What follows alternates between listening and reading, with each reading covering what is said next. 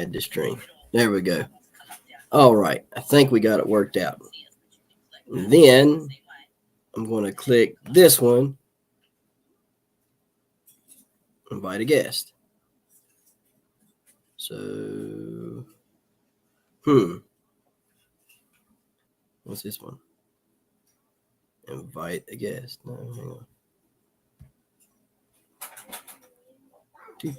All right, we got some technical difficulties here again. This has been some fun today trying to learn this out. Hello. Let's see. Well, now I hit it. Can I add them in?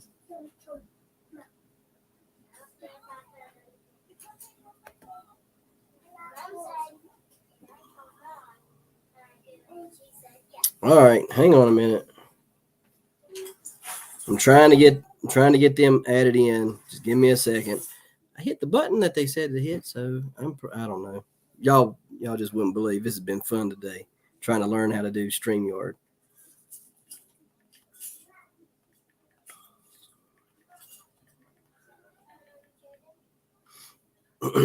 Anyways, just wait on them. So let's see. You got some big giant seeds in the mail today. Well, that's good. What'd you get? Hello, Little Ridge Farm. Hello, Andale. How are y'all doing? So trying to get the Blands up on here. So I had the phone.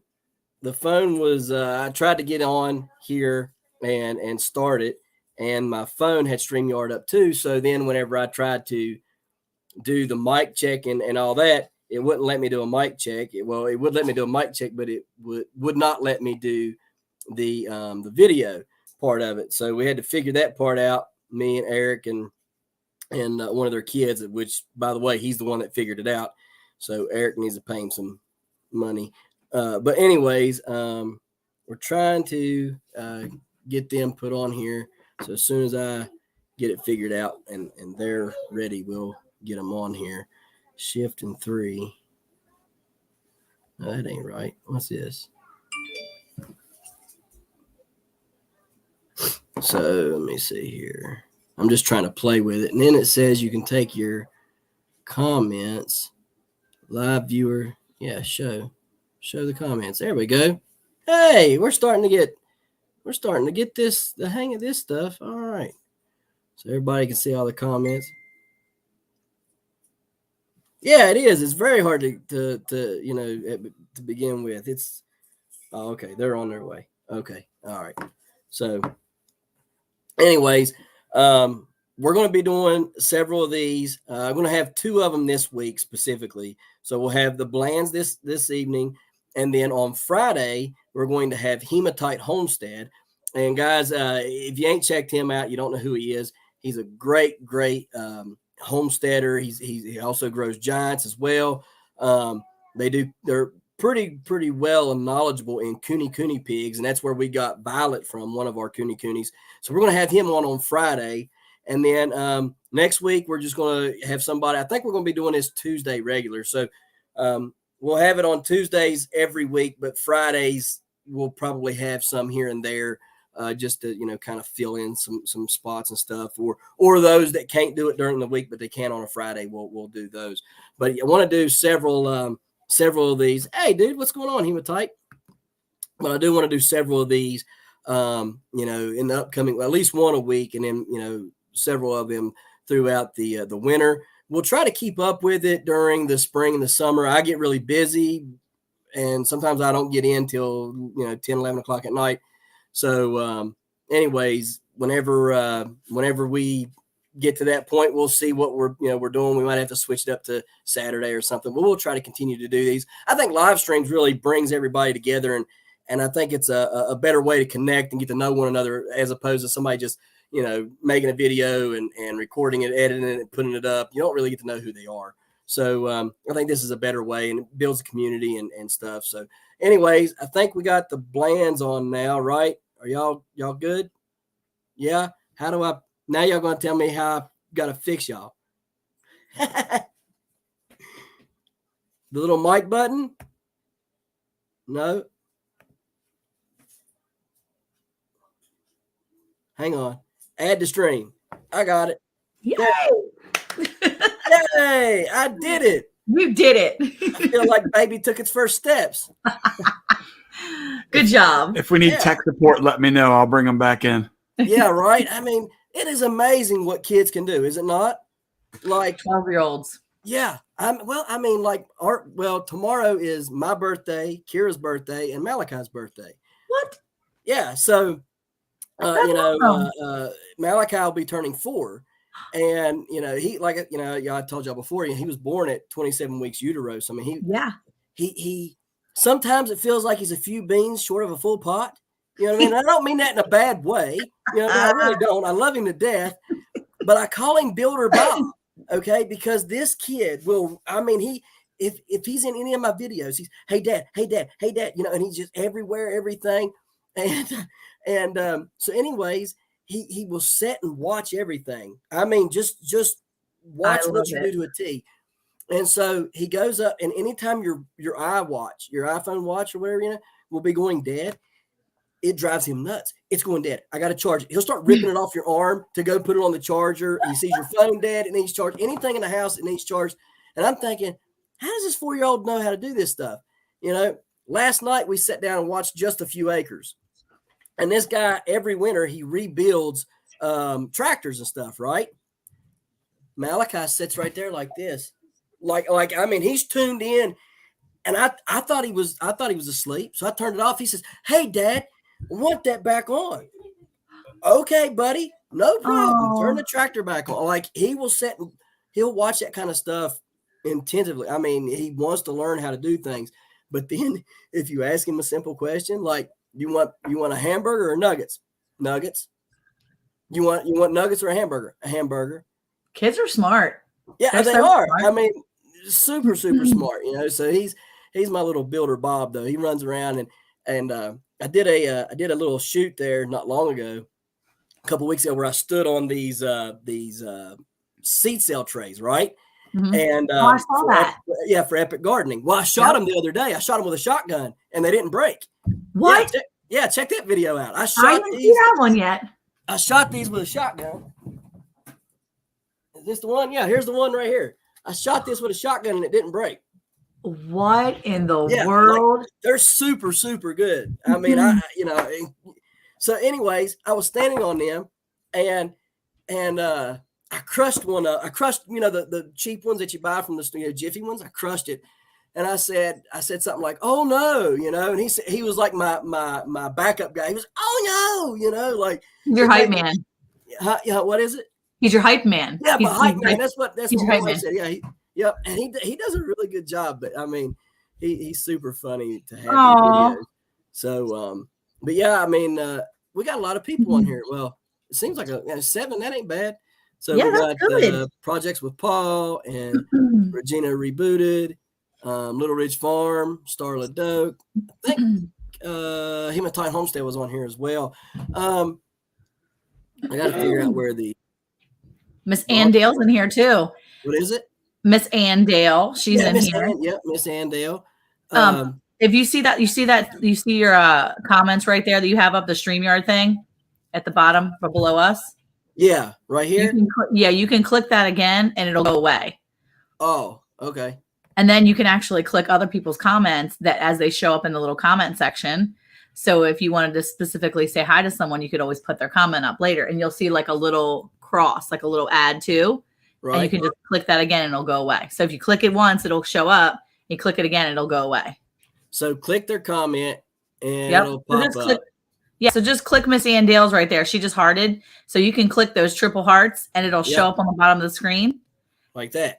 Yep. And now if you want it gone, you can just click it again or you can just click someone else's comment. There you go. See? That's some cool stuff. There you go. Learning something new every day. New year, new things you learn. That's right. Let me figure out how to turn up my volume, though, because somehow I turned it. Hang on a minute. I'm scared to touch anything if you want the truth of it. Well, happy early birthday That's Thank so you. cool. That's so cool. You share a birthday. I remember we were talking this. I think we were talking before about birthdays and stuff because you have 3 birthdays in one day Yep. for your family, and I have 3 kids back to back to back. So I have a February 10th, February 11th, and February 12th. That's crazy, ain't it? I don't have anybody on the same day. Have you guys ever looked at the Guinness World Record for having consecutive children born? You need to check that out. I should. My oldest collects the Guinness Book of World Records. You know, like every year they put a new one out. Right. He collects those and the Ripley's, and every year we get them. Wait. Are you in the Guinness Book of World Records? Like in the book? Let's. So I should be. I'm going to text him. Wait, we have some of his books here, I think. I should be. I should be in the Guinness Book of World Records for 2021. Or no, excuse me. Yeah, for 2021. So here's the sour part of all this. Oh no. So I grew the world record butternut squash in 2021, 83 pounds, 1 ounce. Yep. That was the record. There was nobody that beat it. So I spent all last winter trying to figure out how to turn my evidence in. I started the process, but I couldn't get anybody to tell me what I needed to do. And they said, "Oh, just wait. You know, you'll be fine." And so I was like, "Okay." So I wait, and it gets like June, and I'm like, I still ain't heard nothing. So I get in touch with a guy named Kevin Forty, who's from the UK. He holds like, I don't know, 7 to 10 world records. And I'm like, "Hey, how do I get this?" So he's like, "Well, let's go on there and find out what's wrong, because you should have heard it from them months ago." Okay. So we go on there. Within 5 minutes, this guy has me lined out and ready to give my evidence to him. And all it was, this is what's so messed up. It asks if you're a male or a female. And when you answer that, it pops up below, are you male, female, and all these other pronouns. And I'm like, well, that don't apply to me. I've done told you I'm a male. I'm not a male, and then a pronoun. I'm just a male. So that don't apply to me. Like this box does, you know what I mean? Like, yeah. Oh, no. You have to click male. Then you have to click male again. Yeah. Oh, it's so stupid. That was the only thing. The more that you hit male just means that you're being more and more manly. Yeah, but then if you're so masculine, they'll boot you too. Like, hey, you're way too masculine toxicity or whatever. Yeah, right? Yeah, that's bad too. Yeah, right. So, anyways, we fixed it, and I was able to turn all my evidence in. Well, it from June until I don't know, like September. It was like September 24th or 18th, something like that, when they finally did email me and say, "Hey, we got your evidence reviewed and we think you're good to go." So I'm like, yeah. Here's the murky part of it. So there was a guy who was 7th place last year. I grew the 83 pounder. There was several in the 70s, and then there was his, which was 65.5 pounds. Mm-hmm. So he was 7th place. Somehow he skirt-tailed his little happy butt around everybody else, went to somebody with means within the GPC, which is the Great Pumpkin Commonwealth, I think is what it is. Anyways, went somebody within that, and they vouched for him, knowing that there was 6 other people ahead of this kid. All right. Got him the world record. Oh, yeah. So then whenever I'm trying to get they should have and still could do it right, because it's still pending. So here's what they're coming to. So last year, all the weigh-offs were done. I couldn't go to a weigh-off to, have an official weight done at a weigh-off. So I had to go to a UPS with a certified scale, okay, that had the state certification on it. Mm-hmm. I had to have a state police officer there. I had to have other government officials there. I had to have several witnesses there. I had to have a GPC representative there. I had to have a horticulturalist there. I had everything that they needed. I got it weighed. It was the most documented fruit ever grown, because every day it was documented on vlogs for my YouTube channel about it growing. So it was the most documented fruit ever grown. They come back and says, well, because you didn't go to a GPC event. What happened here? Oh, we're good. Well, something popped up in my. There we go. All right. So it said because I didn't go to a GPC event that they would not accept the weight in imperial. Okay, they wanted it in metric, and I said, "Now, how are you going to reweigh something from a year ago?" You know, and so like they've stuck to their guns about this, and I mean, it got pretty ugly. I mean, I didn't get ugly about it, but everybody that found the story out and knew what had happened got pretty upset about it because I got robbed of a world record. Yeah. Listen, this is as easy as it would be. It's as easy as somebody from the GPC calling and telling the Guinness Book of World Records that he grew that and it's verified and it's legit. That's all they got to do. And I can't even get them to do it. They won't do that. We need to write some letters. Right? Like write your congressman. Do people write letters anymore? They don't write letters. We need to email some people. Right. So, I mean, I'm going to tell you, giant growing is a lot of fun, but it is the most diva, the most cutthroat, backstabbing business you'll ever be in. It sounds pretty rough. I mean, it's some lethal stuff. I mean, it if it wasn't for the few guys that are like me, that I don't mind to, grow around and be around, I would probably just grow my stuff and just not go to another way off at all. In fact, if I get a sponsorship for certified scales, like I'm trying to get, I'll grow everything on certified scales and I'll never go to another way off again. Yeah, because once you grow on a certified scale, you don't need to be at those GPC events, do you? That's right. Nope, I don't need to be. And so I can just stick my tongue out and say, ha, Well, but if you do that, then you're going to be the diva. Yeah, probably. You know what I mean? Yeah. But who wants to be around them types of people? You know what I mean? Like, I don't want to be around them. You just do your own scale and go from there. Yeah, well, I think that's why it's important as godly people that we lead the way by example. It is.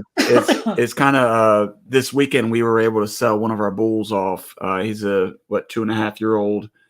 2-year-old. He just turned 2. And I mean, he's one of the better looking bulls I've ever had here. And this guy that I was selling him to kept trying to talk me down. And I told him, I said, look, I'm going to do to you what I would want somebody else to do to me. Right. The price that I'm giving you is a fair price for the bull that you're getting. Right. If you want one that is less expensive, I have all kinds of them. I'll be more than happy to, cut that price down a third.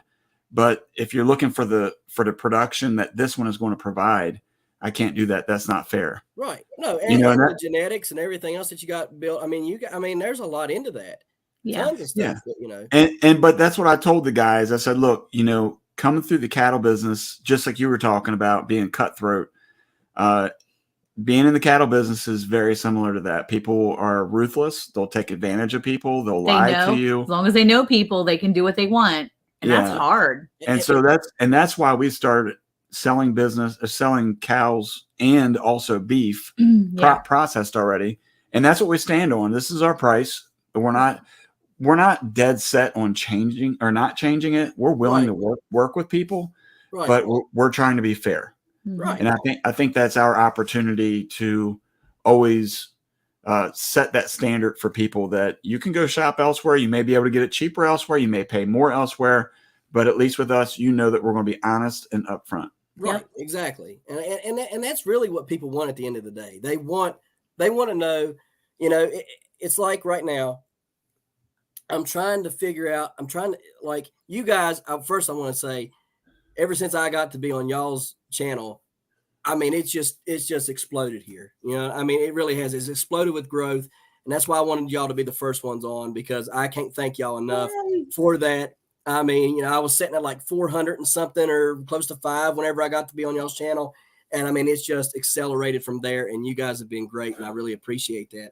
And, I'm trying to figure out my way, because before November, I only had 2 sponsors.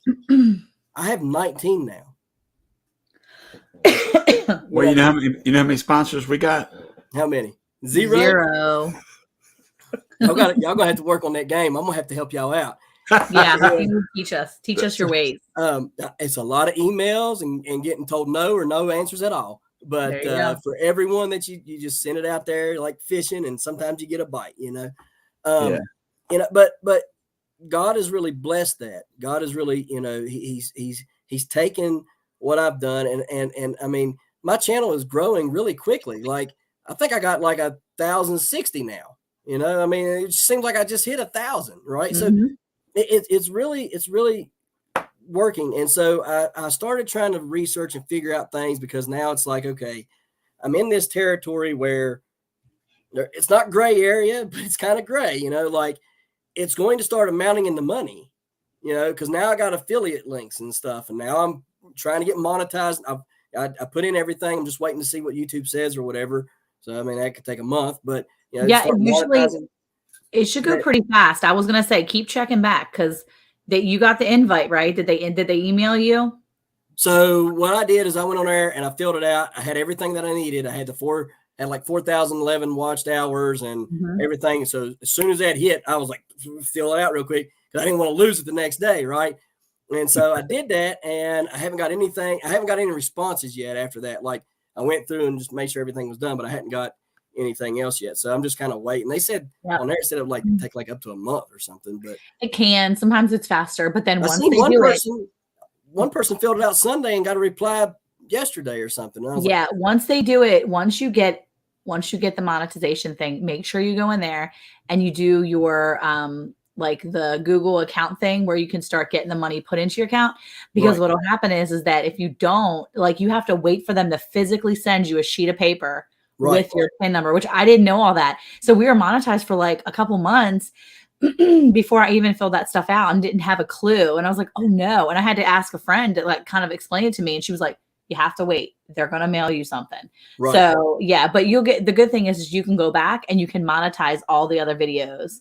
That's almost 900 videos. I was going to say, you're going to have a lot of monetizing to do, because when you do it on your phone, because you can only monetize so much on your phone, depending on your app. But when you sit and do it on the computer, you have to like go through all this like list of stuff to make sure it doesn't. Yeah. And then you have to like scroll down, click the thing, and then hit submit. So it's not as easy as just turning it on. Right. You're going to have a lot of work on your hands. Stink. The only thing that I don't like is there was old videos that I edited on my phone that the music had no copyright. Yeah. And now there's copyrights to it. And I don't think that's fair. No, it's not. And you can easily edit that though in your on your computer, in your YouTube studio. You can always like cut that portion of music out and just let it be completely silent. Okay. So if it's an old video, or you can replace it with other music. I've been told. Now, I have not personally done it. Right. But I know other people, like I think Lisa over at Yogi Hollow Farm, she's done that. And she does almost all of her editing on, I think is it her Mac or something like that. But she just uses very simple apps. She doesn't do anything fancy. And she does that. Make sure she uses all the free music that I guess that YouTube offers. But we use another phone app to do all our editing. And so far we haven't hit any dings on that one yet. But well, be very careful, because it was all off the phone. I mean, so now I gotta like, I don't know, there was like 10 of them the other day or something. Yeah. But I got a guy that lives here local that I got writing music for me now. So nice. What I'm going to do is I said, hey, look, I'll make you a deal. You write my music. I'll put it on my YouTube. I'll make sure it says, by, Sean Crook, you know what I mean? That way you're getting recognized. That'll be your incentive, Does he have a YouTube channel or ways to like social media for him? He does. You can always make sure you link that social media to each video at the end of your video, in your description at the very end. Make sure you put, music by, and then link all his social medias and every video. Not to mention that helps the algorithm too, because when you have links to other things in your description boxes, whether it's your playlists, whether it's your social media, other places like that, or the social media of other channels, that actually helps the algorithm too for YouTube. They like that. That's cool. I mean, I need to learn a lot, because I mean, I said here, I need to get my wife involved. She needs to quit being camera shy and start coming on.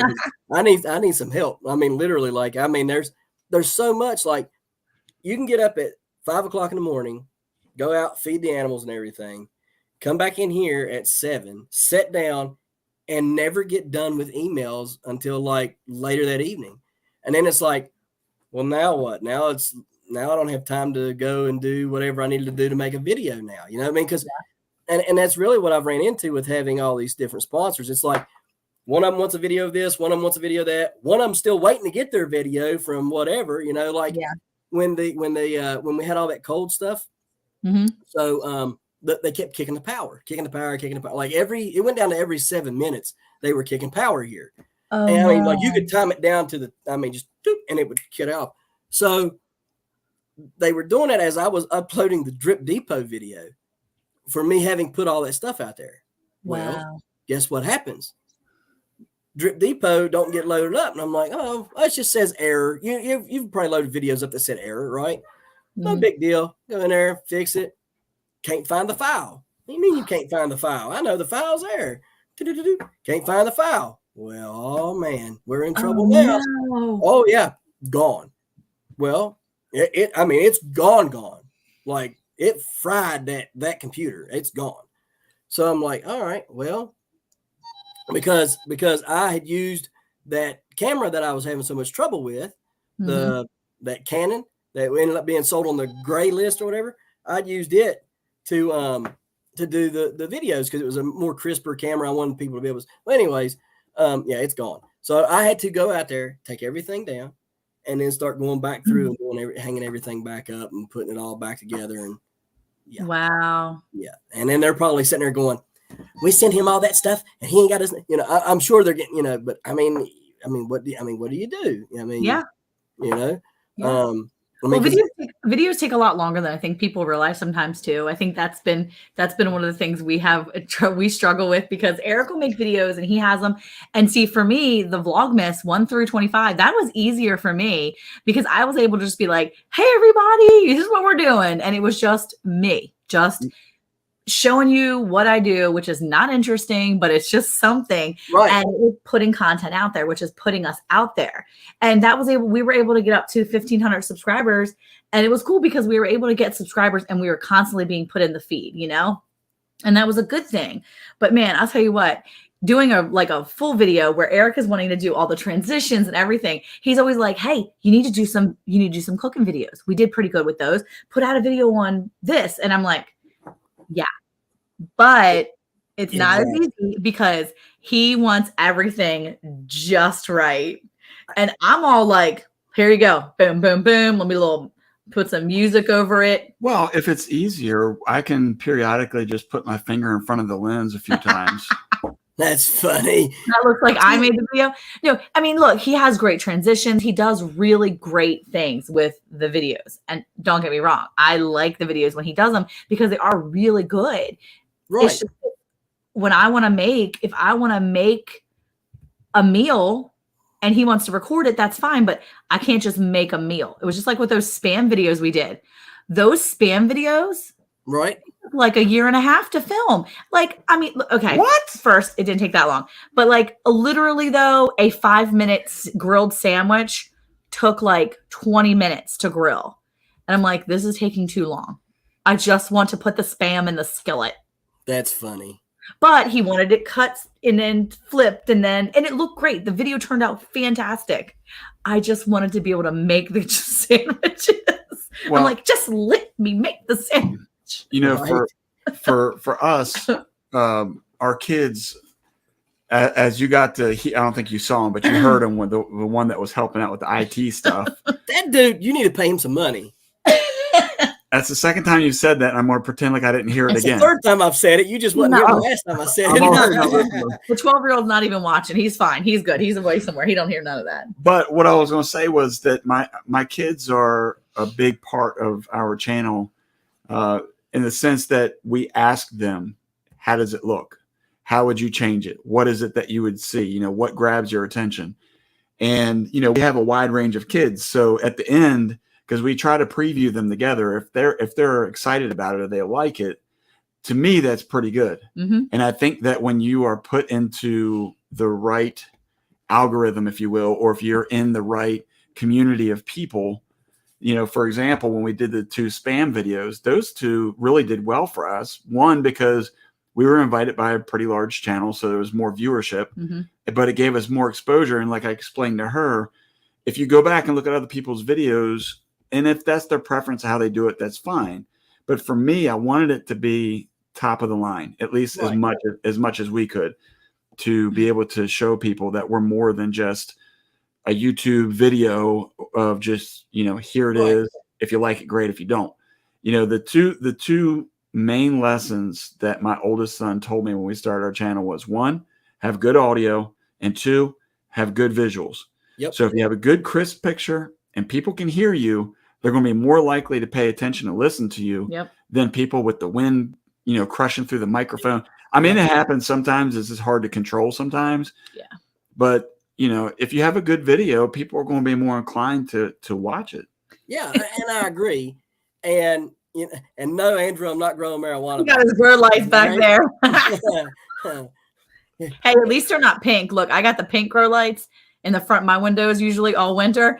And Eric's like, we can close the blinds. People will be thinking and I keep them in the front of our living room, in the front 4 windows of the house. The concern for me was when people be driving by. when there was 4 cop cars sitting out on the front driveway.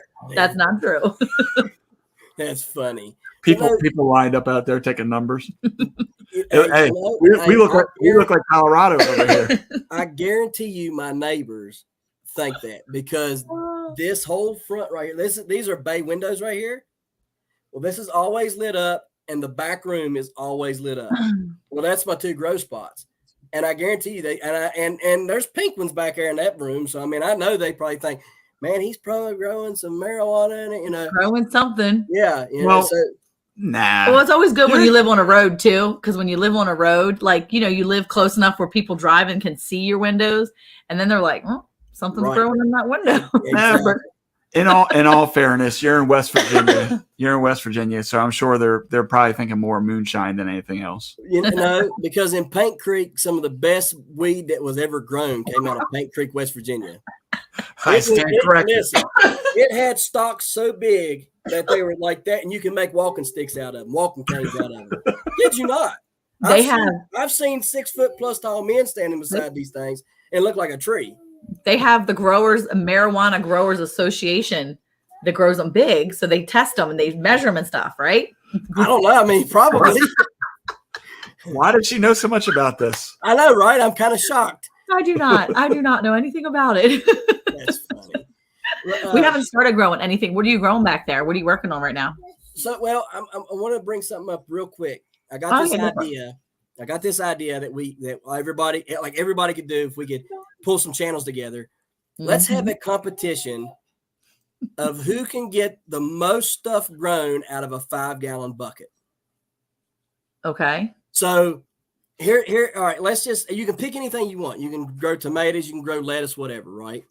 But let's say if I grow lettuce, I'm growing cut and come back again lettuce, right? So every time I go and harvest it, I weigh it dried, right? Everybody usually has those little scales, like can you grab me that little scale over? Like a little food scale. Yeah, Monica's got a grow scale. Yeah, she's in there measuring out grams. I have a food scale. I have to nickname you 8-Ball or something. Where am I? Don't ask when I'm drinking.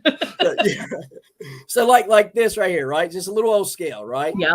And so what you could do is you could say, you go to your lettuce and you cut it.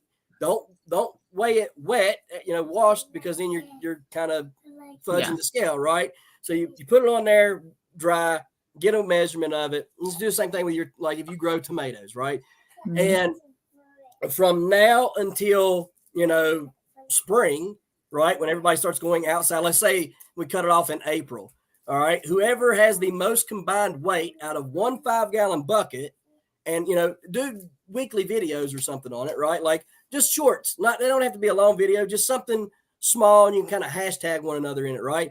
And just be like, okay, this week I got whatever out of it, right? So sounds like the Migra. What's that? Yeah. So MIG Grow Off is a bucket challenge that we did actually last year. And Dale is basically a winner of the MIG. I think did you win 2 years ago, Andale, or last year? It was last year. Was the it year last before year? it was Gigi. It was Gigi's Naturals. So there's a bunch of channels that have gotten into it. It's called the Men in the Garden, MIG, Men in the Garden. And it's like 4 different channels, guys. Broke Farmer. Oh my gosh, I don't remember all the channels. Broke Farmer's one of them. And Ann could tell me who the rest of them are. But they all became like team captains. They had this big wheel and they picked teams. And it was last year. And yeah, Ann won last year. And it was basically growing food last year. And you grow them in a 5-gallon bucket. My 5-gallon bucket did not do well at all. But I really was successful in the end because I was able to grow things that I had never tried before. I never had grown indoors. I'd never grown in the winter. I'd only just been, summer, spring, fall. And I finally got out of my comfort zone and grew during the winter. So it wasn't great for me. Bucket wise, I didn't do wonderful. But when I had those racks and I challenged myself to put the shelves up and have the grow lights, I mean, it was awesome. And I had such a fun time. Yeah. So we weren't having it this year, but it was fun. Yeah. It was really fantastic. And it challenged me to come out of my comfort zone a little bit. So 5-gallon buckets don't really work for me, but I like the idea of having people challenge people to grow food in the winter and show what they're growing. Yeah. Because some people do great in 5-gallon buckets and some people do great with other things. Yeah. Dawn, I bet you could grow things in a bucket. I mean, it's not easy. It's not easy. Like this right here. This is a Yardcraft vertical grower. That is so cool. It's not easy to grow in the house. I mean, I've got aphids, which are just murdering the plants. I mean, and some of this stuff just does not want to grow very good at all. Then I got this thing over here. Let's see. Wow, look at that. That is the Mont Ios greenhouse, mini greenhouse. And I mean it's doing pretty good, but it's not easy. People, I mean, and in the bedroom in there, it's packed full of stuff. But I mean, if you're growing indoors, I'll be honest with you, I think the majority of stuff that kills everybody is watering. Yeah. Here's what you think. In your mind, you're still watering outside. Oh, I got to water that. Oh, I got to water that. Oh, I got to water that. The plants in the house, you know what they do? They suck water out of the air. Yeah.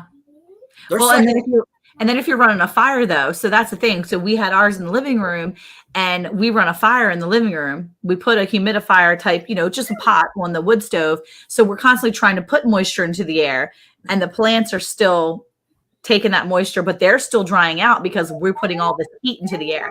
It was definitely a fine balance of that. And I was going to say Southern Sown and Grown, she did a really good job. That's Wendy over there. And she said, and by the way, hi, Wendy. She said she grew a pumpkin plant.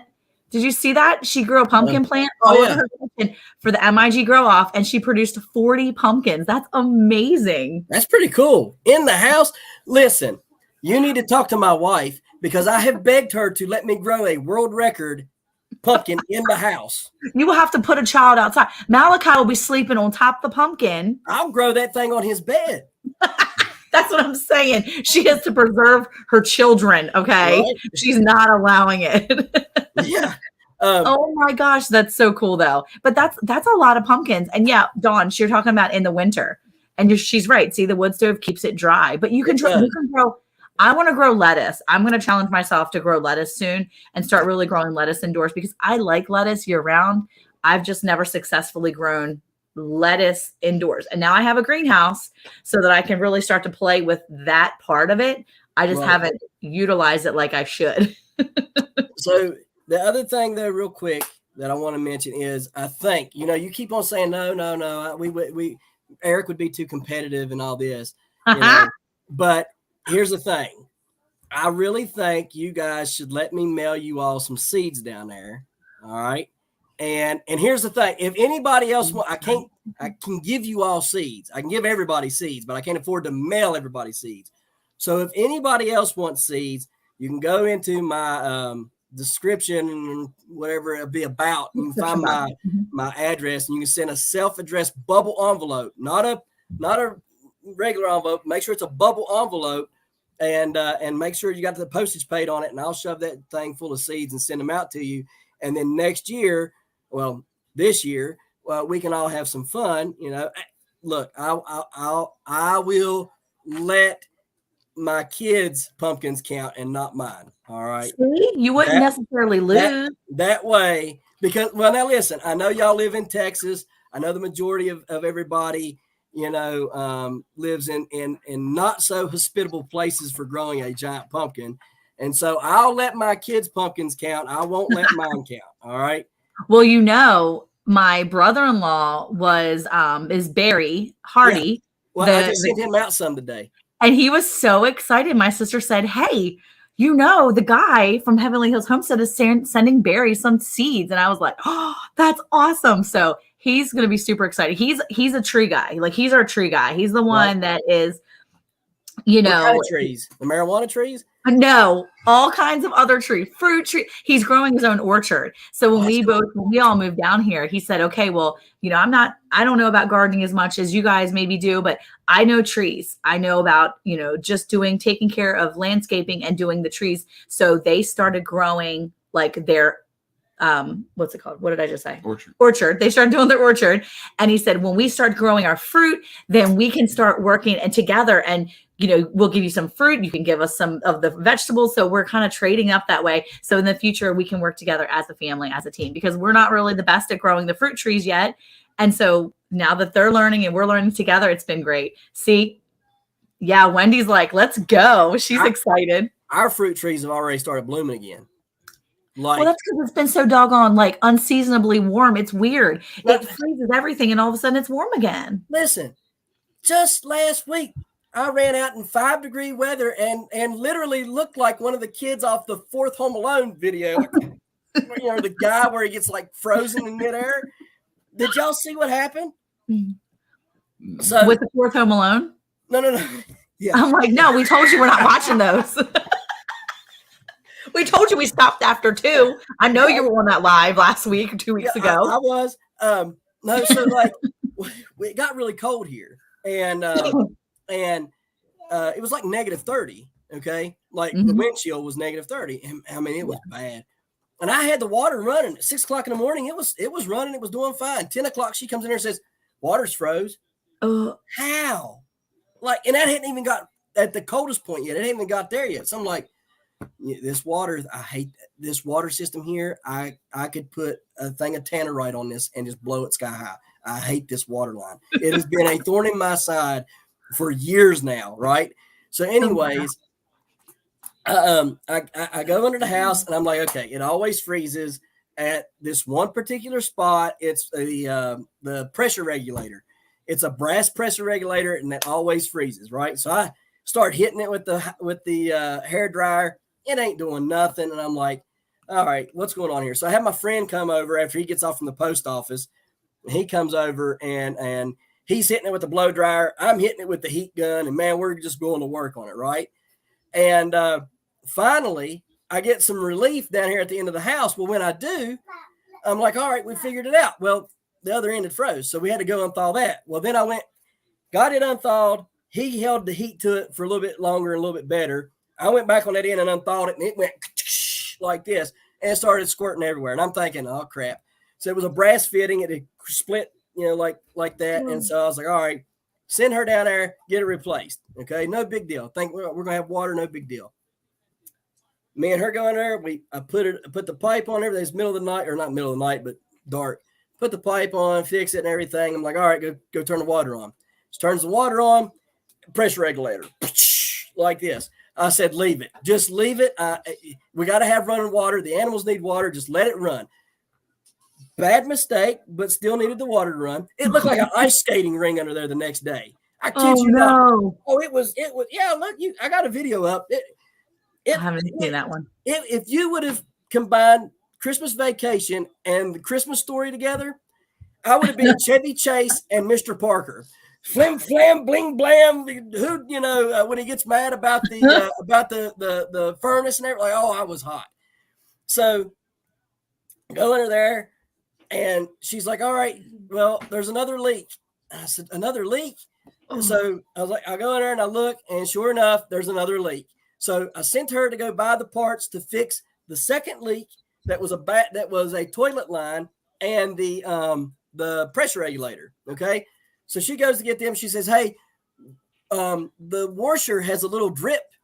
Can you check that out? I said, sure. So I go to the washer and I go to check it out, and I'm looking at it. Sure enough, right where the shutoff valve pushes down onto the pipe, there's little drips of water coming. And I said, that's funny. I go in for a closer look and I move it. I don't even do anything. I just move it a little bit.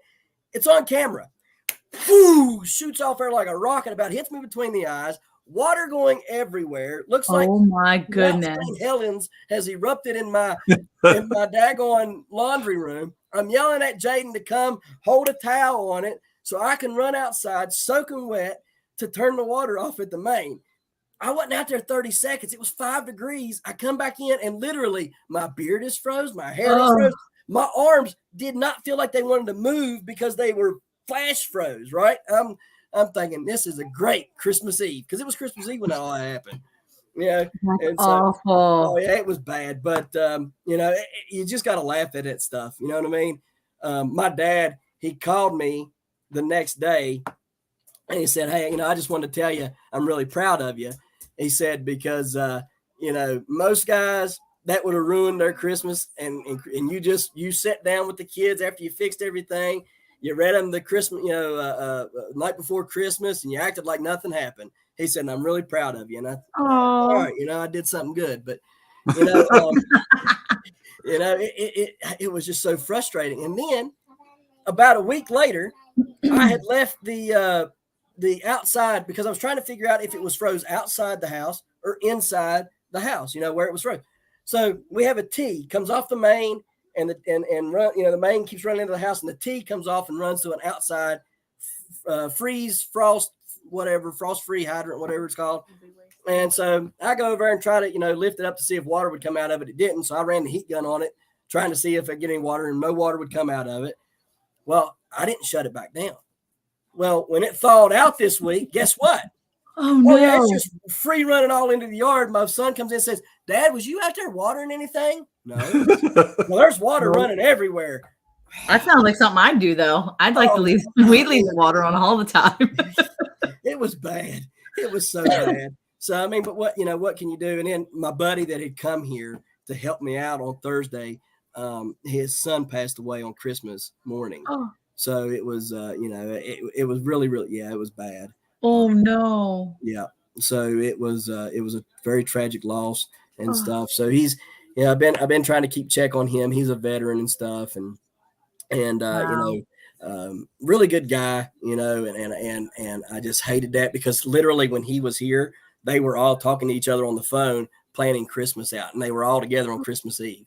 So it was just a tragic loss and things. And, it really puts into perspective, when that kind of stuff happens, well, you know what, my Christmas wasn't so bad after all.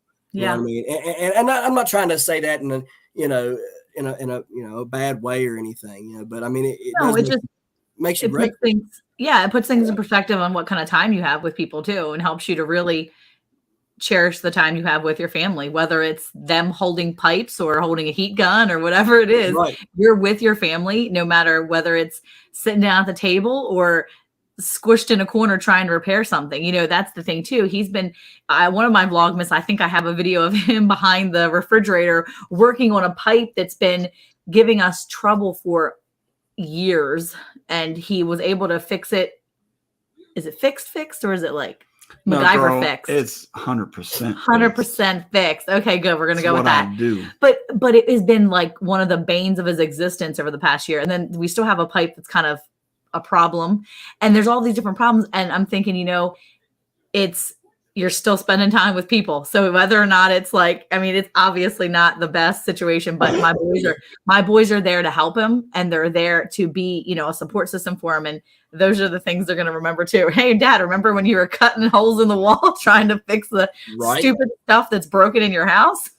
and you know, it's those little things though that, I mean, they can really set you off sometimes. You know what I mean? And if you're not careful, you will let that little thing absolutely ruin your day. You know, Yeah. and I really try really hard to not let the little things ruin my day. You know what I mean? And you know, they watch everything that we do. Our kids watch how we handle things, how we react to things. And if we're not setting that godly example for them and showing them like, hey, you know, well, and look, we're human. We're going to fail. You know, we're going to fall short. We're going to fail. But it's in doing so that we try to set that example, you know, to show them, hey, you know, we have bad days, bad things happen, but we gotta learn how to persevere through it and just laugh about it and just laugh it off. Sometimes it's not so funny, and sometimes it's really hard to laugh or smile, but you have to. And I think that if you show your kids that, you know, maybe they'll, you know, be able to be better parents than what we are, right? And so yeah, it's all, you really just got to take every little piece of it and put it into what. I don't know. She keeps looking at me. I just looked at him like, yeah, that's true. Well, because I can see it in my kids. Like when we're sitting there doing stuff today, my 10-year-old and 12-year-old working on a rocket. My 10-year-old got a rocket, a model rocket, like a real model rocket for Christmas, and nobody does that kind of stuff here. So I'm like, oh, he's so exciting. He's going to love it. And they sat down and they spread everything out. And I am busy working on stuff for this next semester, for classes, for co-op, for theater club, like all these things. And I don't have time to navigate all this. They put it out. They started working on it. And when he was getting frustrated, the 10-year-old like, oh, doggone it. And he's like pounding his fists. And I'm like, that's me. That was me. He was like, I mean, like mimicked me for like every single thing. I was like, oh no. And so I had to stop him. I was like, hey, you need to stop. And he's like, and I was like, I know, trust me. I know, but you have to take a breath and get yourself together, because it's not okay. You can't act like that. No, I wasn't doing it at the time, but I know that that's me. Like he was mimicking me, like exactly. And I'm like, oh, geez. They pick up the smallest little things. Yeah, I mean, like these, you know, and they'll sit there and watch. And even at the times you think they're not looking at you, you think they ain't paying no mind to you or anything. You know, I can remember before I started going to church, before I got saved, I was out in the garden, and what did I say? What did I say?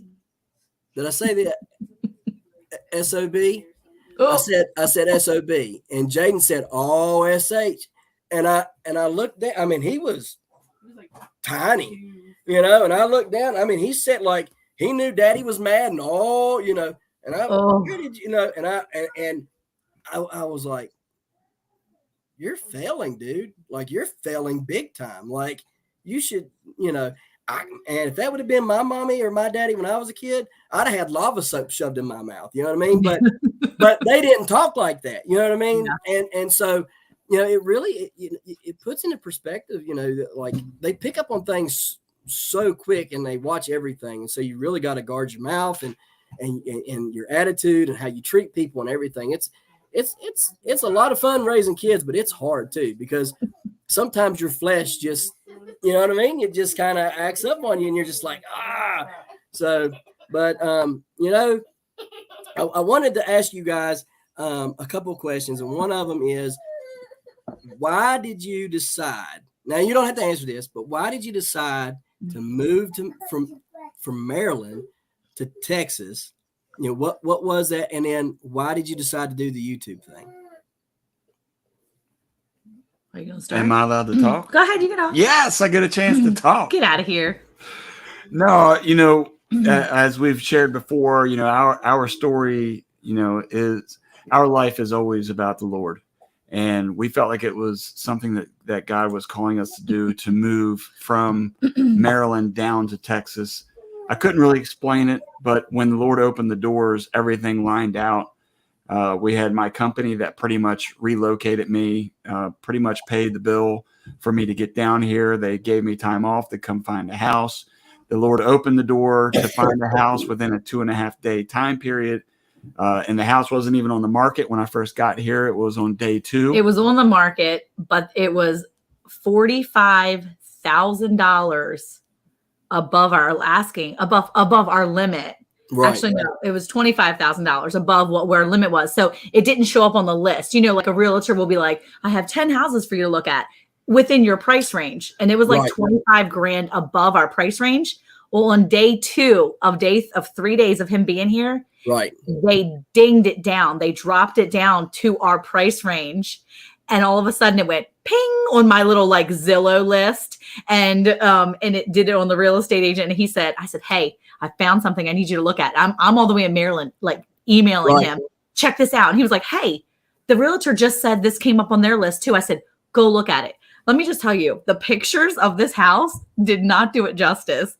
It was like, there was like stuff on the counters, well, which looks like now, but I mean, like, it was just not something that, you know, you would see for someone trying to sell their home. Right. Wasn't appealing visually to anybody, but to me. Yeah. You see the potential. Well, I never see potential and stuff like that. Like, I don't have a vision. Like Eric sees vision. I just was like, I think this is it. Like, I think you should go look at that. Like, I felt really strongly about it. And I want to say now that the Lord was kind of like putting that on me to say something to him. And he said, he came in here, he was like, yeah, this is our house. Yeah. It was unbelievable to think that this house was in our price range to begin with. But I think that the pictures, obviously, they didn't do any justice. But the people, they were elderly folks, and they basically lived out of 3 rooms. It was their bedroom, the kitchen, and the living room. That was it. They only showed like 6 pictures of the inside of the house. That was it. Yeah. So the rest of the house was empty. The property and everything. Which it just showed so much better. But so that's kind of the short version of how we wound up in Texas. But starting YouTube, as I mentioned earlier, my kids have been a big influence on us doing this, and they kept telling us that we should do a YouTube channel for a period of time. And I just never had any interest in it because I just didn't have time. Right. Well, in 2020, I lost my job and because of COVID. And so I was home for a good period of time. And I'm the type of person where I need to constantly work with my hands and my mind. Right. And so while I was at home, we actually had an event with one of our cows, which was she fell down and I couldn't figure out how to get her back up. And so, of course, because we didn't grow up on a farm and we didn't know what to do, we started searching YouTube and started looking. We YouTubed everything at that point because a lot of the things we learned to do, which was, you know, process our own chickens and ducks and, you know, all the little things we learned about farming, basically from 2014 when we got here in Texas, all the way until we started our own YouTube channel in 2020. We were YouTubing everything. We were looking it up. We were trying to find resources and ways. If we weren't Googling it, we were YouTubing it. Right. And we didn't really have a base of people that were saying, hey there, let's help you. We want to help you learn how to farm. You don't get that. You don't just move somewhere and they say, hey, I'm going to help you be a farmer. That just doesn't happen. So yeah. Anyway, finish what you're saying about the cow. So Monica had talked to some folks, and of course the people who made some recommendations had equipment that we didn't have. Yep. And so I thought, you know what? We should start a channel where everything that we raise, everything that we grow is kind of documented to help people learn how to farm. And so that's why if you look at our channel, even though it's Promised Land Ranch, that's the name of our ranch where we live, but it's a homesteading channel. It basically shows what we do to learn to survive off the land that we live on. Yeah. And so that's how we started with that video of old Clementine. Old Clementine. Well, the thing is too about it, you know, back in 2016 when Facebook opened up the whole world of, well, I want to say in 2017 they really started with this whole live thing, you know, Facebook Live, right? You can go Facebook Live and do all this. Yeah, see, look, there you go. Hobbs Dirt Ranch got it in. Oh, she was trying to come in here earlier. Hobbs Dirt Ranch was trying to come in, but she was clicking on it through Facebook and it wouldn't let her. I clicked the link on there. Anyway, so we opened up our ranch page on Facebook. And I started going live on Facebook well before I had a YouTube channel, and I would go, because you have Facebook stuff, and I would do Facebook lives back in 2017 is when I think they really started it, maybe, and I would just go live on my Facebook channel. I mean, on my Facebook page, and do 5 or 10 minute lives. I would just walk around the farm. I would show all my family, because when we first moved here, we left everybody back in Maryland. I mean, his parents were coming shortly. My sister would be around the corner. She would come in a few more months, but basically it was us. And we had a huge family and friend base in Maryland. I mean, our kids played sports. We grew up there. We grew up in the same small town that we had basically lived in for 35, 36 years. And all of a sudden we were gone. Right. And a lot of our friends and family were like, what are you doing? You're moving to Texas to be farmers? And I was like, yes, do you want to see? And so I would go live on my own page. We created a Facebook page for the farm. And then I just basically started showing videos of what we were doing. And there were small little snippets of just me kind of walking around. And Caleb mentioned in like 2018, hey, you guys should do a YouTube channel. And we were like, I don't know. Eric's like, no, we're good. And I was like, well, I don't have the capability of doing something like that. I'm just going to go live and enjoy my little lives. Right. And I'd go on there and do my lives, and then I'd disappear again for another couple of days. And but it's fun to see the progression of where we've been. I just looked at a live from 2017 I did yesterday. It was yesterday back in 2017, and it was like a 10-minute live of just me basically vlogging is what it was. And it was just awesome to be able to see how young my babies were and the things that Eric was doing, which isn't much different than what we're still doing now. He was chopping wood out there out in the front because we had a big log that we needed to have done. The kids were helping him, and it was just our life. And so, I think that's part of it for me is, YouTube in general is sharing how we're doing, our family. And because we are a large family, we don't always use that in there because I didn't really want that to be a thing for us. But I realize more and more that it's interesting sometimes for people to see how larger families do work together to get things done and come together for a farm, because not everybody has the luxury of having a lot of kids to help them. That's true. Luxury. Yeah. Right. Because I've had people say to me, well, we don't have all those hands to help us. Oh, yeah. Okay, well, you realize I got to twist a couple arms before I can use those hands, right? I mean, I'm begging people to come out there and help me some days, but it's fast. They don't understand. You don't know. They're not free hands. You got to feed them. You got to bathe them, clothe them. I mean, goodness, they ain't free hands. And that's the thing, deal with their attitude, but you've also got to teach them and train them how to appreciate the things that they have too, because I think that's been a really hard thing for our kids to really learn too, is that these animals depend on us to take care of them so that we can depend on them to provide for us. Yep. And so it's definitely a cycle. And it's one of those things that when the 14-year-old gets upset, because how do you get a lot of kids? Husband and wife thing. Yep. Get out of here. Oh. When the 14-year-old gets really mad because I'm like, hey, I need you to go feed and water the pigs. And he's like, I'm busy doing something. And I literally am just like, I don't care. They need food and water. Right. I am busy right now too. That is your responsibility. Go do it. And I'm to the point where I've now told him 5 or 6 times. And then I'm finally like holding the paddle up, like, you need to go like right now. Yep. Because this is where we're at. And I'm about to take your phone. I'm about to take your Xbox, whatever electronics I can have. And then I'm going to paddle you on your way out. That's what we're going to do in a second. And that's hard because that's actually a lot on you as a parent. It stresses you out. So it's definitely a learning experience. I have sat down and made him watch made my 11-year-old watch the dad with the mower that runs over the Xbox games and everything. Have y'all I've seen that. Yes. Yeah. I mean, it's fake. It's a skit, but he didn't know that. You know what I mean? And I said, watch this. And he's like, I'm like, I'm getting ready to do that. I'm getting ready to do that. We're there to that point right now. Okay. Yep. Now you better go out there and do it.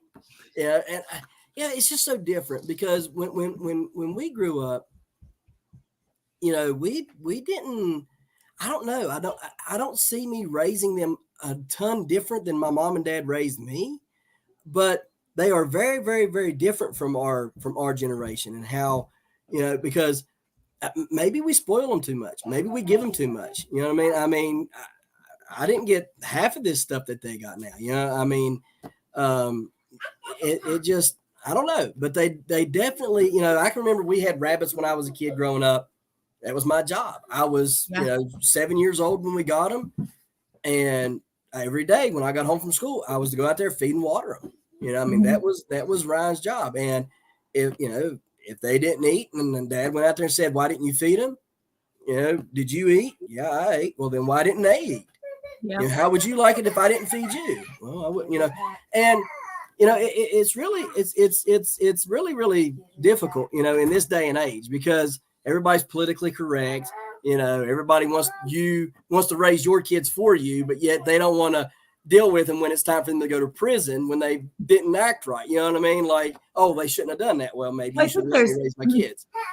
Well, there's also a certain level too of distraction. Our kids are so distracted today. They have all the electronics in front of them. They have the TV. They have all these things. Like, look, I watched TV when I was a kid, but when my mom said, "Hey, when Who's the Boss goes off, Monica, you turn the TV off," and I turned it off. Yep. I turned off the show that I wanted to watch when it was over, because I couldn't just hit the DVR and turn something else on. I didn't have the luxury of just going and watching another YouTube video at my fingertips. There wasn't unlimited shows. It wasn't unlimited constantly I could watch. Yeah. I just had to stop and then go do other things. And now there's so much right at their fingertips. And it's such a fast pace. As a matter of fact, Eric and I were talking earlier. We were talking about shorts and watching some of these shorts on their YouTube videos. And good night, Dawn. And we, you know, I told him, I said, sometimes shorts are too long for me. They're literally only 60 seconds. Right. But sometimes they're too long for me. And I will literally scroll through. "Nope, you're too long." And I just keep going. If you're not 20 seconds or shorter, you're not going to always get all my attention. And so I'm just as guilty of that as my kids are. And the distraction is so real. So that's why, like, today we were sitting there. We had a really light day today. Our family just left. We had family in from Illinois, and they just left this morning. So everybody was up super early saying goodbye, went back to sleep, and the kids were watching some TV, and I could hear the bickering starting. And I was working on something in the dining room, and I just said, "That's it. Turn the television off. We're not doing any school today. We already talked about that earlier, but you all are leaving the house. Get out." I said, "Take the puppy, leave." So they took the new puppy, they took our other boxer, and they went outside. And I said, "Go do something. Go play." So they went outside and played for a little bit. But I physically had to get them to shut their brains down off of that stupid whatever YouTube video they were watching, because they were watching a YouTube video. I said, "Turn it off. Go outside and do something else." And so it was definitely a moment where I had to just keep them from being so distracted and just don't go play. They need to get the energy out instead of sit there. But I think there's a lot to that too with kids. Old ways gardening and prepping said, if I needed something as a kid, I was walking the neighborhood, pushing a mower and mowing grass. That reminds me of this. So I was probably in the 6th grade, I think, and it was getting toward the end of the year. And all my friends were like, "Oh, I get an allowance." "An allowance? What's that?" "Oh, well, if I do the dishes, or if I take my clothes to the laundry, or if I clean my bedroom, you know, they pay us money." My mom and dad is skimping out, boy. I'm going home, you know. So I get home, you know, and Dad's sitting there at the sink washing dishes, and I'm like, "Oh yeah, hey Dad, I want an allowance." Turns around, he looks at me. And he had when I was a kid, he had this glare through his eyes, like through the glasses that, like, you could tell whether he was gonna, you know, shine your butt or not, you know. And he said, "You want a what?" I said, "I want an allowance." "Follow me outside." Oh boy. So when we went out to the garage, that's where we got our spankings, right? And the garage was connected to the kitchen, and I'm thinking, I'm gonna get lit up, you know. Well, he goes out of the kitchen into the garage, and I open up the garage door from the kitchen, and he's going out the garage. And I'm thinking, well, I'm not getting whooped, so this is a good thing. This is a good sign, you know. He goes around to the side of the house, and he says, "Son, here is the lawnmower, here is the weed eater, here's the lawnmower gas, here's the weed eater gas. I'll provide both, and I'll fill both of those cans up. You don't have to pay me for the gas. But as far as an allowance, I give you clothes on your back, shoes on your feet, place to eat, place to take a shower, a bed to sleep in every night. If that ain't enough, and a TV and video game, you know, and if that ain't enough allowance, then you can go up and down this holler, and you can cut all the grass you can handle." well, you know what? Ryan put on his daggone shoes and went and started cutting grass. I cut everybody's grass up and down that holler. And then I learned that whatever Mama and Daddy didn't pick off of the garden, Ryan would pack him up a bag full of that stuff and walk up and down the holler and sell that too. Nice. Yeah. One time my mama gave me 2 watermelons, and this story still gets told. Gave 2 watermelons to us after the 4th of July. I took them suckers up the holler, sold them rascals. They said, where'd these come from? I said, my garden. You got any more of them? Nope, I got no more of them. Vines died. Thought that would be the end of it. 2 days later, they was calling down to the house. We want some of them watermelons that Ryan brought up here and sold to us.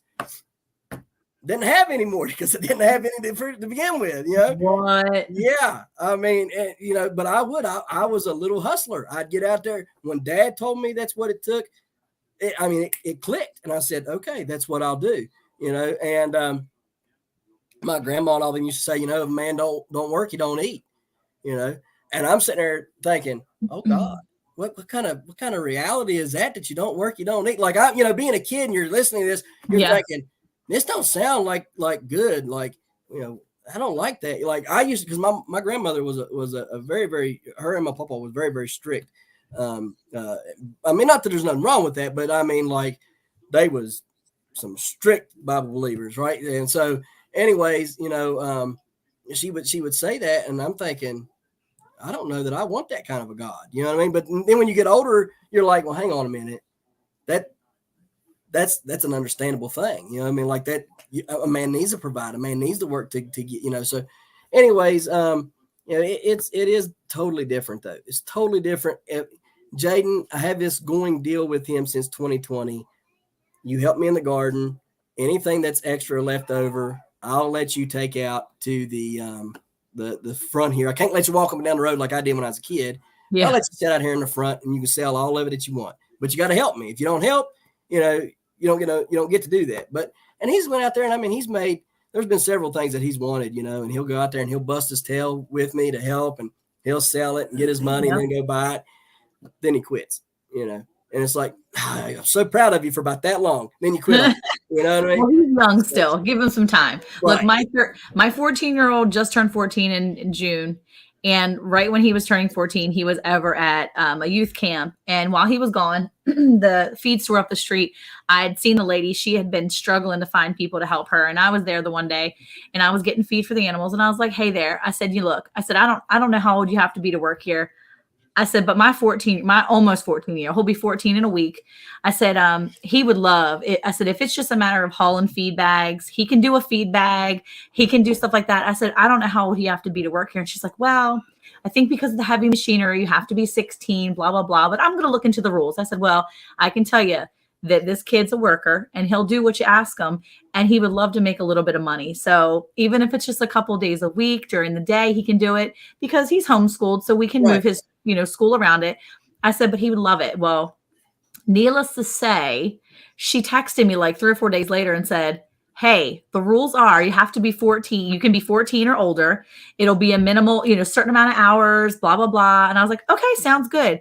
So she said, well, when can he start? I'm like, well, I have to ask him first if he wants to do it. Because he had just been telling me, Mom, I really want to make some money. And so he was kind of like house sitting for some of our neighbors' dogs, things like that. He tried different things, but it wasn't consistent. Right. So when he got back from youth camp, only literally days after he turned 14, he went up there and we interviewed, and he officially had a job. And this kid has bought himself, we allowed him to buy himself his own Xbox because we can monitor, but I didn't pay for a single bit of it. And then he was able to buy himself, he has an old iPhone. He's still mad about it. He's still salty about that one, but he only has it because he does go to work, and we leave him with some of the other kids because he's 14. And so he can stay with his younger brothers sometimes. And so he has a phone, and he got himself some AirPods right before Christmas. Cause I told him, I was like, you're not getting AirPods for Christmas. Your birthday's in June. If you want them, you go ahead, but no one's buying them for you. So he bought himself some AirPods, some older ones. And I was like, that's your money. You can spend it. You've worked really hard. So it's been really cool to see him take time and earn the money and then put it away. And so he's also already talking about how he's putting money away for the Lord for his tithe. And that's cool too, because he's learning those skills now at only 14. And he even said, he's like, Mom, I think we're going to have to cut my hours back when school starts up again. And so that's something he's being able to kind of regulate a little bit and learn at only 14 years old. So I'm really proud of that too, because that's really good. Them.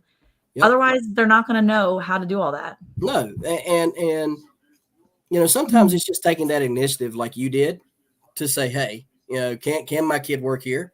And if so, and because if you never push them in that direction and you let them pick what they're going to do, I mean, they're never going to choose to do the, rarely are they going to choose to do the good thing or the right thing. Not that they're doing bad things, but you know what I mean? Like, I mean, if you guys would have just said, oh, here's the money, here's the Xbox, here's the AirPods, don't worry about it. We got it. You know what I mean?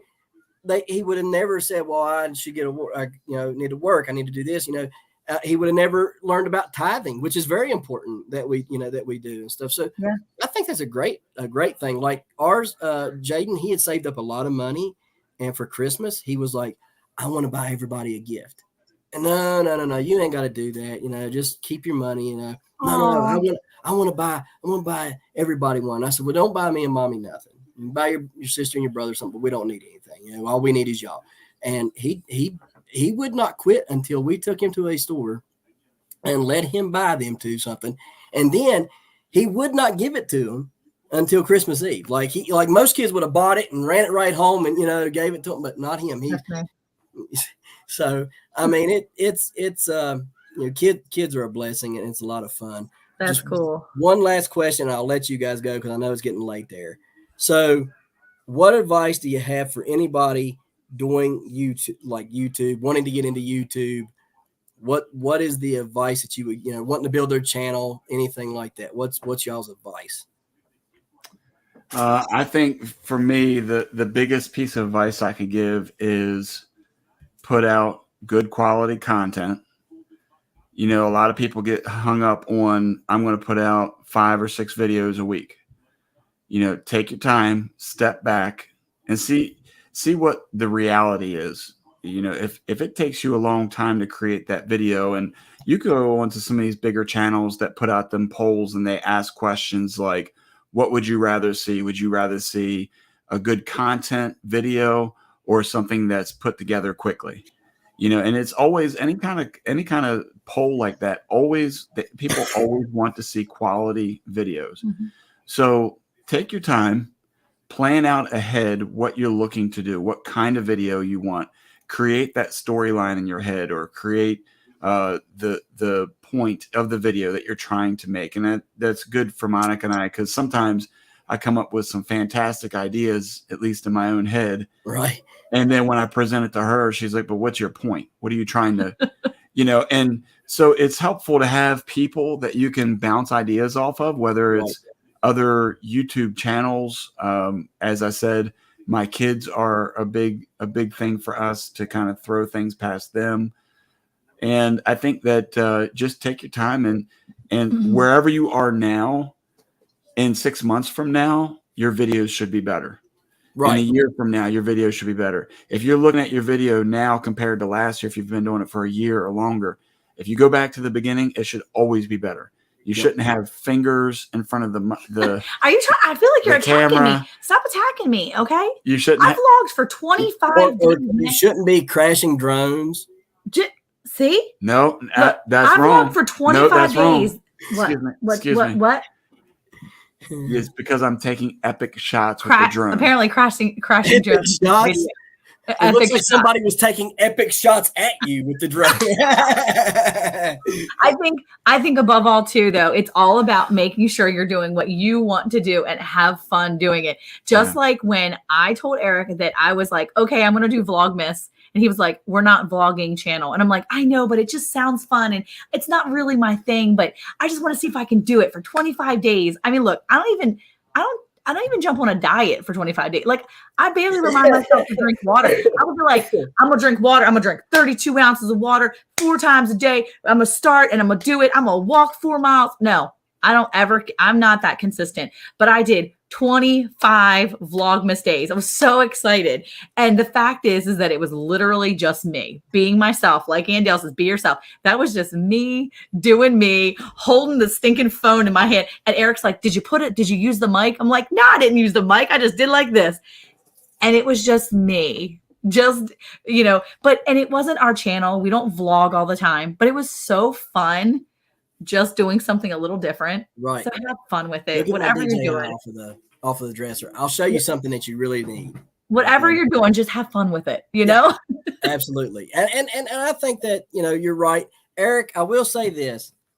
When it comes to, if you watch, like you can go back and watch Mr. Beast's 100 videos, how not to make a video, right? You can go back and watch Arms Family Homestead, 10 years ago or whatever it was when he started making videos. And, they're just cruising around and you can see the progression of the channel. But I think a lot of times as creators, we see people like Arms Family or like Keeping It Dutch or whoever. That's not my DJI. It's on the dresser. Sorry. So his real expensive drone show off for a second. Oh, no. I ain't gonna show you my real expensive drone. But we have these preconceived ideas that we got to keep up with them or that we need to be as good as them or whatever. And realistically, they've been doing it way longer than. Now, I'm not saying that we shouldn't get better or that we shouldn't, you know what I mean? But this is just kind of like what I've learned, because at first I tried to do that, and it was just like, oh, I'm a complete and utter failure right now because this is not working out. And if you take your time and just progress with it as, slow and stuff, you're right. It will get better in 6 months. It will get better in a year. You'll learn not to keep your fingers in front, because I was real bad for doing that too. Or Annie hated it. I would be looking over the camera, looking over the camera. Oh, that's hilarious. And wouldn't even have, because I hated looking at the screen, the video. I wanted to look at it myself. So I would look at it, but the camera would not be looking at it.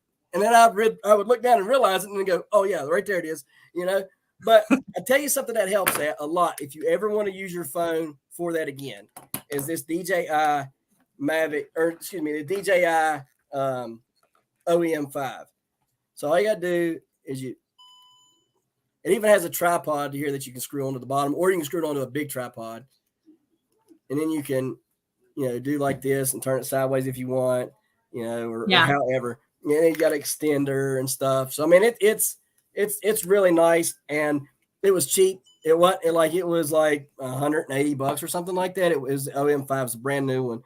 And it helped a ton this summer because I could put it on lock. All right. I didn't have to worry about if I wanted to look over it or not. It's on lock. So it's going to be on whatever I'm on. So, guys, I really appreciate y'all coming on. I just can't say thank y'all enough for having me on y'all's channel to begin with. And it was God, that had to lead this and stuff. And I'm so thankful for that. You guys are becoming really good friends of ours, and I'm thankful for that as well. And so from the bottom of my heart, thank y'all for coming on here and spending hours on here with me. Okay. Well, thank you. It was so much fun. I know we didn't talk about a whole lot, but we talked about all kinds of good stuff. Well, we know you're not growing marijuana back there. Right. Not growing marijuana. I'm not growing marijuana anywhere either. Right. So it's all good. Right. Absolutely. It is all good. So, but yeah, I'm really thankful for you guys coming on. If you guys want to do that 5-gallon bucket thing, let me know. So maybe we can work something out. Like I said, we can run it between now and April. You know what I mean? And I can probably come up with some. You just got to come up with a good hashtag and like 3 rules. Super simple. And then we'll just spit the hashtag out everywhere and see who will join. That sounds like a good one to me. Maybe between now and Friday, maybe we all 3 of us can kind of put our thinking caps on and see what we can come up with and see if we can make it work. You know what I mean? All it is really just to get a bunch of channels together. That's really all. Well, and the good thing is this can become something completely open. Look, Hobbs will do it. They don't really have a channel, but Hobbs Dirt Ranch, girl, she'll grow something. She'll figure out something to grow in a 5-gallon bucket because she can grow. Her garden is looking great. And already? Yeah, because she's in Texas with me, but she put herself up a little like greenhouse, like a hoop. Oh, And she had stuff growing like just a few weeks ago, right before that stupid freeze here. oh, y'all just so lucky. So she had blessed. so much still. Yeah. See, I didn't. All my stuff was gone. I had some bonus kale that grew up and I was so excited and I was going to like go grab it. And then I forgot because it got too cold and then it just died. Right. That's it. That was the extent of my winter garden. Mine, I went out there and I thought, okay, I'll cover some stuff with some hay. It'll be good. I missed the whole thing of it and didn't cover it with hay. And I went out there today and it's just, I'm like, yeah, I'll just replant it. Hay is good for any time anyway. You can keep it for the, Well, one of them was going to be the 12th state record, and it's no longer the 12th state record. It's just mush. Yeah, it was probably like a 30-pound kohlrabi. So yeah. Well, see, look, Teresa, always gardening and prepping. She's in. Look at her. She's in for sure. Yep. Let's see. Little Ridge, yeah, Mark, you could do. I would grow a tiny home as well. You could grow something, Mark. Look, Jocelyn down there at Hobbs Ranch, they're in for it. I know. Look, was it Junior grows? Yep, he's in for it. He's got it. So, a bunch of people are ready. We just need to throw a hashtag out there and let's go. So you got to put your think cap on and think of a good hashtag. Because I'll try to think of a good one. My wife's pretty slick with stuff too. So there you go. That's how she's gonna lure her in. Just hook her and lure her in. There you go. I'm just trying to figure out. She's got to start coming on here. I ought to turn the camera around to her, shouldn't I? I wouldn't do that. She'll take a frying pan to the back of my head. I'm a beaten and battered husband, y'all. Don't do that. You don't do that right before you go to bed. You do if you're gonna make someone angry, you gotta do it in the beginning of the day. You don't do it right before you go to sleep. Right? That's not good. Right. Hey, hang on though. If you make them mad right before you go to bed, you got to kiss and make up before you go to bed. That's true. Good call. Yeah. So all right, guys. Well, again, thank y'all so much. And thank you. We'll try to get you guys back on. And maybe next time I can have some more specific questions to ask y'all about. Because I wanted to talk a little bit about how y'all do y'all's cattle and stuff like that. Because I'm very interested in that. And I want to know for myself. So maybe we can catch up sometime before spring again. Sure. And y'all can, you, Eric, can sit down and write down all the stuff about cattle. And you can tell all the things about how you help with the cattle and all I'll that. just sit along on the side and listen to him talk cattle the whole time. That'll be good. But I just want to, I kind of want to learn that because, we've been looking at some different properties and things. And I'd kind of like to get into some of that too once we get a bigger place. Let us know when you're ready. Eric will get the tractor. He'll get the trailer, hook it up, and go visit West Virginia. Hey, y'all need to come up here and bring your drone when you do so I can teach you how to fly that thing. We can race. I'll keep mine in the low mode. Not me, buddy. I'm going full sport mode. I know you do. Full sprint right into the tree or the lake. You tell him when you're ready. You have some Bland's Promised Land ranch cattle in your land. Eric would take a drive. Man, if you could do that drive, that would be cool. That would be super cool. What kind of cow do y'all have real quick? Y'all got Longhorns, right? We only got one little baby Longhorn. He's just 2. So yeah, most of ours are either Brangus or our breeders are Herefords or Herefords, depending on how you pronounce it. Right. And then Brangus. But our goal is what is a Brangus? An Angus mixed with something? With Brahman and Angus. With a Brahman, yeah. Brahman? Man, that's a big old rascal. Yes, yes, they are. Yeah, But when you mix them together, they're pretty chill. They're very hardy, and that's why they mix the Brahman with the Angus because especially in hot areas of the country like Texas and Arizona and New Mexico. Will say this: I don't like black Angus meat. Well, I think it also depends on whether you're getting it 100% grass-fed, grass-finished, grass everything. Because a lot of times you'll get black Angus, you'll buy the beef and you'll think it's grass-finished, grass whatever. It can be grass-finished all you want, but it just means it's been fed corn its entire life until that last 3 or 4 weeks of its life, and then they finish it off with grass. And now they can charge you more at the store because it's grass-finished. That makes sense. And their, quality of life really has a lot to do with it too. Because I'm going to tell you what, our grass-fed beef is delish. And can you taste the difference between your black Angus, or have you ever had just pure black Angus? We have actually had pure black Angus, but we've never had a fuel. Well, actually, we did. We had one that was a pure black Angus, but I don't think that meat tasted any different. I think it's just grass-fed is what you taste the difference. Okay, really. Longhorn people will say Longhorn meat doesn't taste good. It's too chewy or it's too tough or whatever. But I've had Longhorn twice, 2 full-size Longhorn, and the one Longhorn that we processed out, he was 5-year-old Longhorn, Right. and he tasted just as good as my 2-year-old Herefords, Brangus mixes. He was just as good. So there was no difference between that Longhorn, not at all. Well, I mean, and that's good information because a lot of people won't know. Like, I didn't know any of that. So, I mean, Yeah. I think that I mean, do y'all have videos on that stuff? We definitely have different videos, like what kind of bull we have and why we have them. He does one on how to pick a bull. Go ahead. I show different videos on like how to decide on which cows you want to process out. The offspring, what you're looking for, why we do grass fed. I mean, there's a lot of different, and the importance of knowing what kind of cows you want, because and what's good for your property. It's just like dogs, every cow, different breeds of cows have different personalities, and some of them, like a Brahman, is off the market for us. We do not ever buy anything that's heavily Brahman. Right. Or Brahman itself, because they are crazy. They're a little crazy in my book. Right? They can be mean, but they're just a little cuckoo. They're just squirrely. I've had them jumping fences, and we've watched them jump pipe fences, not like little like fences where they can push on, like a pipe fence, like whoop, just like hurdle it, like they'd be in the Olympics. No, we couldn't deal with that. Annie likes those mini Highlands. Yeah, the mini Highlands. She loves little Highlands. Yeah, and they're the cutest little things. Yeah, I mean, if you're, and again, depending on your property size and what you're dealing with, I mean, one thing you have to remember is cute is not always best. No, that's exactly like picking a wife. Cute is not always best. That is true. This applies for a lot of things. That's not cute. I mean, that's not true. Cute is not always best. You can't always. Even the Bible talks about you don't base off your decisions off the beauty of a person on the outside, because it's what's inside that counts. Maybe I picked the wrong one then. No, you just got the best of both worlds. Oh. There you go.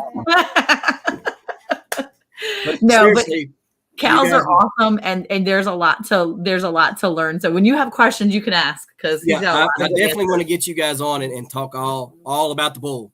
That's what we need to do. We need to just shoot the bull. Shoot the bull. So we'll definitely do that between now and then. And then, like I said, if you guys want some seeds, let me know. I'll be more than happy to see them down there. We can play around with it this summer. Oh, that'd be fun. Come on, you can do it, Eric. I would do it. You're gonna grow a giant. Oh, see, he just said he'd grow a giant. He tried. I won't only give you the pumpkin stuff. I'll get in my special stash and give you stuff that I don't have enough to give everybody else, just so you guys can play around. All right. Yeah. So, well, I wanted to ask you, because I actually thought about you when did you ever watch my barbecue video, the last chance? Yeah, where you put it in the ground and it didn't do well. Where he was all decked out in the WV stuff. But if you see the beginning part where I'm doing the intro and I'm telling a story, if you look at the black and white picture, that's my brother. Yeah, with you and the pumpkins. That was his brother sitting on one of the giants. Yeah. I remember that. And I'm telling you guys, I really think I could help you guys get the state record down there. I think if you want to coach us through it. I think like 800 and some pounds is all you guys got to get. Oh yeah, only 800. Do you know how much that would feed? That would feed like all the pigs, all the cows. The cows would jump into it and eat it. Listen, I still have pumpkin out here that I can give to the goats and the pigs still.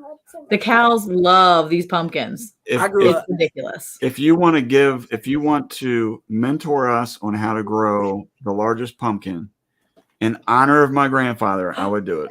I sure will. There you go. I will be more than happy to do it, because I really think there's a guy down there named Ben Eason, lives in Texas. He's been trying for 2 years now to get the state record, and he can't. We're going to beat Ben. And I know for a fact I can get you guys to the top. All right. So I can. Ben's watching. We're coming for him. Yeah, there you go. You better watch out, Ben. Ben, we're coming for you. So I really think that I can get you guys a really big pumpkin. So I like it. Let's do it. Let's have some fun this summer and I'm excited. I'm excited. I do too. All right. Is summer tomorrow? No, not yet. You just tell us. Although it was like 72 degrees here today, so it was warm. You could have been out in shorts and a t-shirt today. Yes, 70 degrees in January is unheard of here. So, yeah, it's crazy. It's crazy. Well, thank you very much for having us. Yes, We had ma'am. such a good time. Thank you for real. I'm excited. I feel privileged to be your first live of the year. Well, and technically, I did a live like Christmas, but I guess technically you guys are my first live, like real live, you know what I mean? Where I've done any interviewing and stuff. So you guys are awesome. So I really now appreciate you're a pro. So now you know what you're doing. Yeah, that's right. Y'all guys helped me out a lot because I had no idea. Because I'm sitting there like, I can't do this. This is I'm like, oh Lord, please let it go through. Don't let it flop tonight. So we're all good. So well, thank you so much. Yes, ma'am. Thank you guys. I'll see you guys next time. If you need anything, holler. I'll get in touch with you about all the other stuff the next day or so. Yay. Right. Talk to you soon. And you got my number now. Yes, sir. I got your number. I got it saved. You got my number too, right? Yes, sir. Hey, Sandy. Miss Sandy over here from Suburban Homesteader, Wyoming, Arizona's in here. Hello. We're just getting ready to leave. You have to come back next time. That's right. You have to come back next time. We'll be here on Friday, and they'll be here. You'll be on where tomorrow? We're going to be on the Vineyard Farmhouse tomorrow, and then we'll be back at our channel on Thursday. Yep. So see, it's 3 full days of the Blands. It doesn't get much better than that. Our faces are somewhere 3 days this week. Yeah. All right. Thank you again. Thank you guys, and I'll see you guys later. Bye, everybody in the chat. See ya. All right, guys. So that concludes our first live. It was fun. It was exciting. We talked a lot about a lot of stuff. And daggone, dude, 21 degrees in Alaska. No, it's 56 here. I'll keep the 56. You can keep the 21. I'm sorry. I had to keep the 56. I don't want no more of that cold weather any longer. But guys, I appreciate each and every one of you guys coming and spending your evening here with us. It was a blessing to have each and every one of you. I'm sorry I didn't get to answer a lot in the chats or whatever, but I'll kind of go back over this real quick. If you want seeds from me, send me, and this is for the giant seeds, okay? For giant seeds, if you guys want some seeds from me, send me a self-addressed stamped envelope, bubble envelope, okay, with your name in the return address and your name on the regular address. That way, when I send it out, if it gets returned, it's just getting returned to you. Do it on both sides there. Generally, it costs about $5.20. So you'll probably spend roughly $1.49 sending me the bubble, but you'll have to pay the $5.20 or whatever it is to get the shipping. You can ask your postmaster about that and they can square you away. But send me a self-addressed stamped bubble envelope and I will send you out some of my seeds so you guys can partake in our little fun adventure that we're going to have this summer coming up where we grow these giant pumpkins and watermelons and things. All right, guys. So if there's any questions, feel free to ask down in the comments below. If not, I'm going to get out of here and I'll just keep checking the comments throughout the night and on into tomorrow. But y'all have been great. Thanks again for coming. We're going to have Hematite Homestead on Friday, same time. I think 8 o'clock. I think. Let me check real quick. Is when I have Hematite on. Let me see. Yeah, 8 o'clock. We're going to have Hematite at 8 o'clock. So 8 Eastern time. And Hematite's really good with the Coonies, and he also is a giant grower. So come over, enjoy us on Friday evening. Thank you guys so much, and we'll see you guys the next time. Bye.